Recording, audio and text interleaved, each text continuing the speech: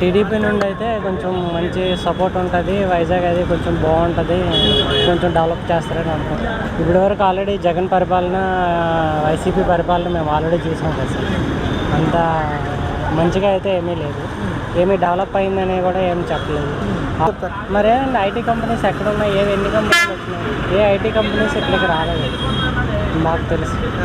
ఏం డెవలప్ కాలేదు. వైజాగ్ని financial capital చేస్తూ ఉన్నారు, ఫైనాన్షియల్ క్యాపిటల్ చేయలేదు. 3 రాజధానులు ఉన్నారు, ఇవన్నారు ఏమీ లేదు. ఉన్న రాజధాని ఒక రాజధాని కూడా లేకుండా చేశారు. కనీసం ఒక రాజధాని ఉంటే ఏదో ఒక 3 రాజధాని ఉందని చెప్పచ్చు, కానీ కనీసం ఒక రాజధాని కూడా లేదు. రాజధాని లేని రాష్ట్రాన్ని చేశారండి ఈరోజు. సమస్యలు అంటే ఇండస్ట్రియల్గా డెవలప్ చేయాలండి, బాగానే ఇండస్ట్రియల్కి మంచి గ్రోతింగ్ ఉంటుందండి.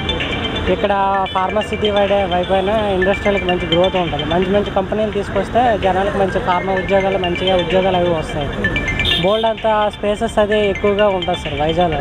మంచి కంపెనీలు అవి తీసుకురావచ్చు.